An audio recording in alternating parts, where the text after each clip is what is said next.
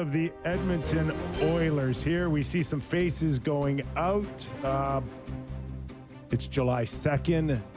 No race for Connor McDavid to sign a new long-term deal. So what are your overall thoughts on the last, little over 24 hours?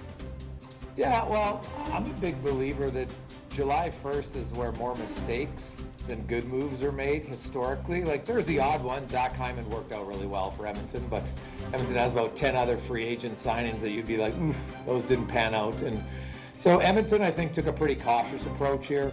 To me, I look at the Oilers and I look at their regular season team last year, and then I look at their roster for their regular season upcoming, and I don't see it being much different. I actually think their defense is probably better because Jake Wallman will be here to start the year in their top five. And, you know, guys like Evander Kane didn't play all regular season, so, you know, they didn't have him last year.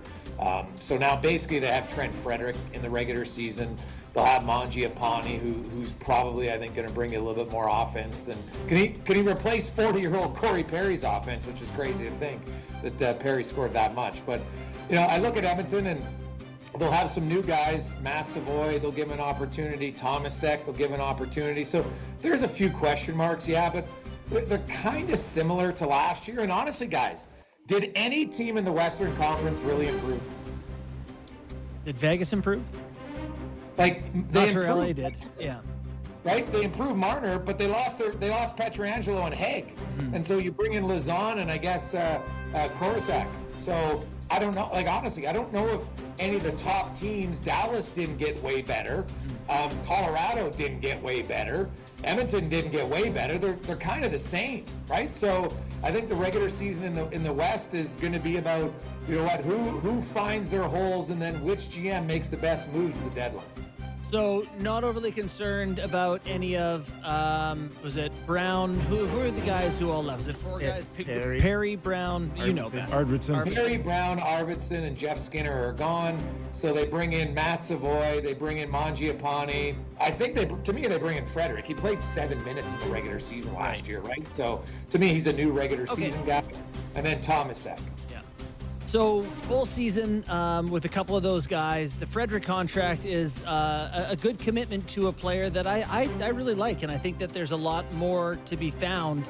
How much of this is yet to be filled in as they move towards trying to get over the hump and win this Stanley Cup? Is there still more to come for them, or are they built good enough now? No. I think, and I wrote this before free agency. It's hard to get your, like, look at Florida. We can argue Florida won the cup because of their trade deadline moves in Jones and Marchand, right? Now, it obviously helps that you can exceed the salary cap in the playoffs. Let's make no bones about that. But it's legal. It's in the rules, but that helped them. I look at Edmonton, and at the trade deadline, I think they're going to look at three things. Are their goaltenders more secure? If not, they're going to get a goalie. A second pair right defenseman and a winger. They'll probably get two of those three depending on what's the biggest need. How fast do they need to get a goalie here? Is it just to appease Connor McDavid? Can they wait? Last time I checked, their goalies have done a pretty good job helping them in the playoffs win rounds and get to a Stanley Cup final. So how much of a pressing need is it, and how does that compare to what's available right now? Well, Nick, you bring up a great point, because I think there's a lot of people that forgot that Edmonton really kind of cruised to the first three rounds after, you know, they had two bad games, and then they went 12-2, and they walloped Dallas and Vegas, two really good teams. Like, those series weren't even close, right? Vegas wins on an Edmonton own goal. Otherwise, that might have been a sweep. So, and Stu Skinner 2 years in a row was infinitely better than Jake Ottinger.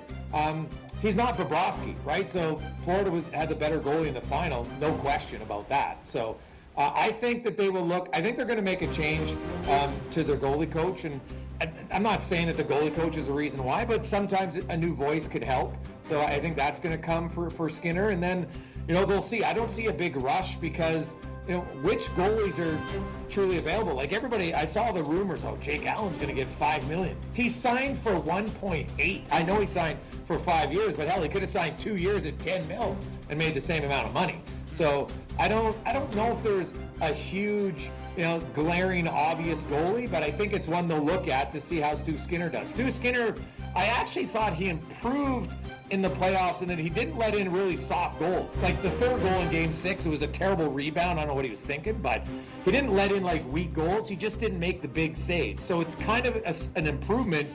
And he's a young goalie at 26. There's only 7 goalies in the NHL who are younger than Skinner and played more than 20 games last year. 7. And those guys have a combined 3 playoff games. Skinner has 50, right? Like he's still a young goalie. I know it's frustrating because you know what, he's not as good as Bobrovsky, but they're not built to have their goalies steal them games all the time. And he did steal them some games up until the final. Yeah, it's a tough pill for fans to swallow, right? Like this one thing that they can't. It seems like they can't get right, but you're right. If he was available, there'd be people falling all over themselves to get their hands on him for the number he makes. So I hear what you're saying there. Let's talk a little bit about Evan Bouchard. Signed himself a 4-year, $10.5 million per season contract. What were your initial impressions versus the expectations for that deal?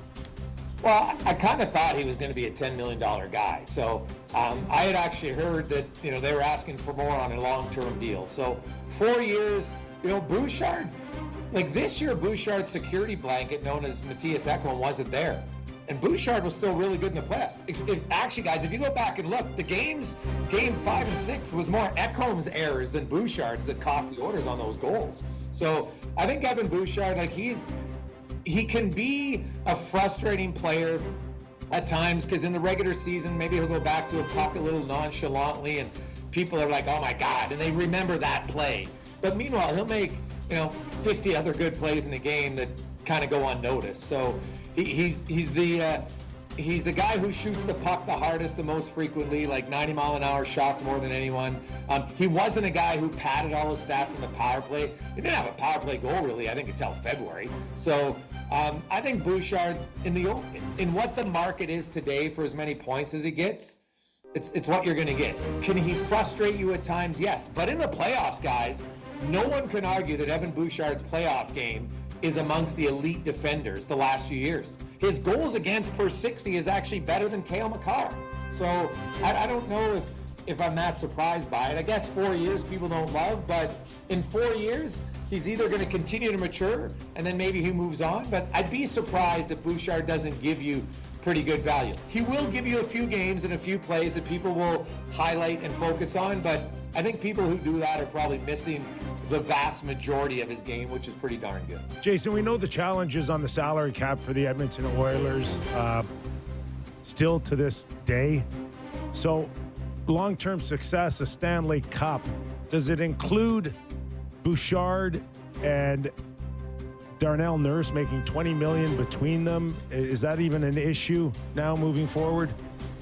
Oh, I think it's potentially an issue for sure. Like, Darnell Nurse is never going to live up to his contract. He's not going to have the offensive numbers that ever live up to it. So he needs to be more consistent defensively. I thought he was good at times, but he doesn't give you the offense to make up for some of the mistakes. Like, he needs to be better when he comes around the net. If the winger's not open, he's got to be able to read the play better.